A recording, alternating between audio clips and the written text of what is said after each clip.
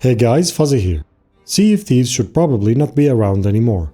It launched back in 2018 and many of us saw the initial reviews and player feedback. Empty, repetitive, and not enough content for the price. Even today, you get the regular comments. People still play this game? Years later, yes, very much so. And the ship still sails at full speed. So how did Sea of Thieves go from dead game to what we have today? And why doesn't it want to die? Sit back, relax, and enjoy. Sea of Thieves was born at Rare Studios. From early versions of the game and suppository-looking characters to full-blown sizes, shapes, and features, Rare has a massive legacy, so expectations were high. Their idea for Sea of Thieves was a shared-world adventure game. The goal was to give us, the players, the tools to create our own stories. But when it launched, that toolbox felt lackluster. The voyages for the only 3 factions we had back then, Gold Hoarders, Horde of Souls, and Merchants, were repetitive. And don't get me started about the old Athena voyage, which is the faction locked behind Pirate Legend. You had to grind for months so you can unlock a faction that gives you a voyage that is a mix of the previous 3 factions. Islands felt far and scattered, with too much downtime in between. Many players, myself included, wondered if there was enough long-term appeal. The core sailing was great, and the water looked amazing. But this is not enough. The content loop had the most significant question mark. What to do now? The secret ingredient was that Sea of Thieves is designed to be a story generator. It wasn't about a deep scripted RPG storyline like how Skull and Bones is designed to be. Sea of Thieves is about your story. The joy of spotting another sail, the chaos of a Kraken attack, at least the old Kraken, the satisfaction of outsmarting another crew, or even a peaceful voyage with friends playing shanties. These unscripted player-driven moments that shape the seas are what started putting wind in our sails and bringing attention to the game. Bye.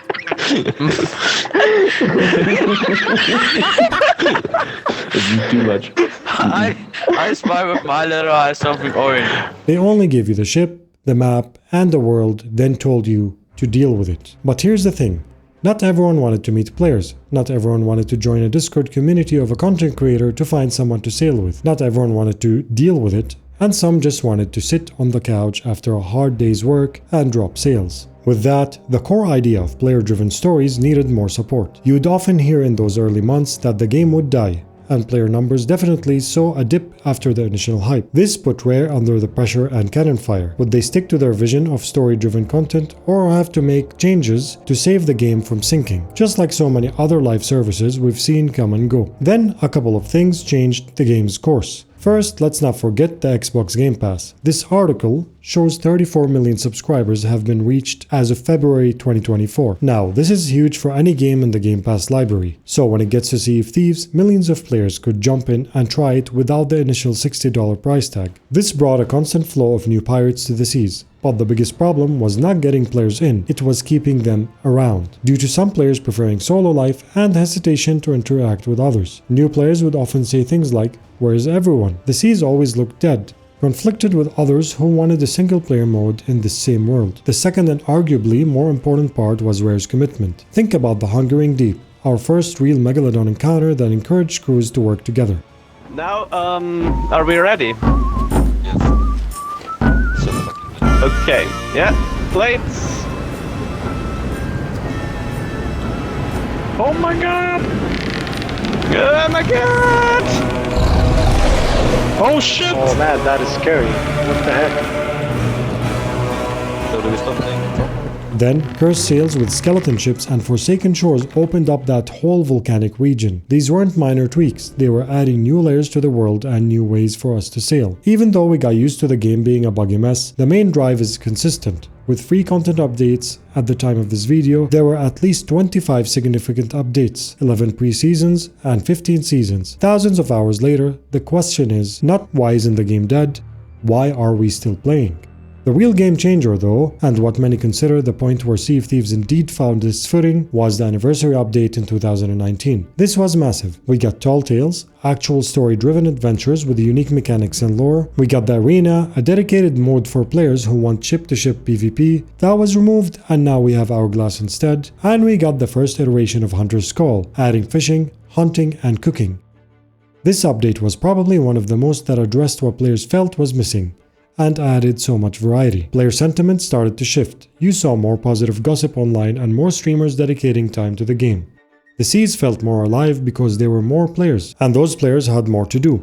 Sea of Thieves wasn't just a tech demo for pretty water anymore, it became a rich, unique adventure game. But a live service game can't rely only on this. A live service needs to keep things fresh, and players who want to be left alone still struggle with the game. Rare introduced the seasonal model. This brought regular themed content drops, a battle pass system with plunder pass for cosmetics, and a new quality of life updates. Then came adventures. These are shorter, time-limited narrative events that actually move the game's story forward, sometimes even changing the world map permanently.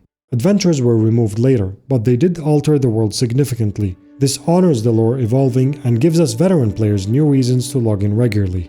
In addition to seasonal model, and now Sea of Thieves being available on all platforms, one of the most significant updates was Safer Seas. It had lots of controversy at launch. However, it proved otherwise. Safer Seas answered players who wanted to be left alone. It had a strange effect that brought even more people to the shared world in Sea of Thieves, the high seas, as the main issue with players was getting sunk before finding out how the game works. But now with Safer Seas, players find out how the game works, realize that this game works better with others, then move to the shared world to sink or get sunk. Sea of Thieves doesn't have a massive multi-million-dollar esports scene like other big online games that keep that afloat. And that's okay, because its endgame and its real replayability comes from something else, the players themselves. Every time you set sail, you have no idea what will happen. Will you find a friendly crew to ally with? Will you get into an epic battle over a fort of fortune? Or will you hide on their ship for a hot mic podcast about mom's lasagna?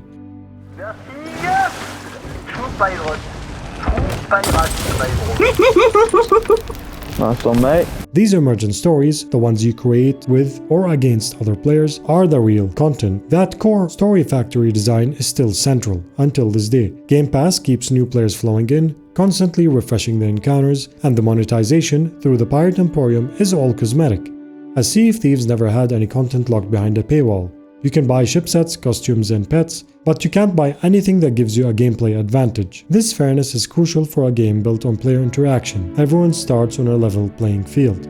Many developers might have panicked after that initial launch and completely changed the game into something more traditional. Yes, the game still needs more work on the social side, like a guild finder and other non-Discord built-in means to get players together, but if you look at where the game was and where it is now, Rare stuck to their canons in a game where player freedom and emergent experiences are essential. Even if it meant a slower start, they chose the unconventional path and committed to building upon it rather than abandoning it.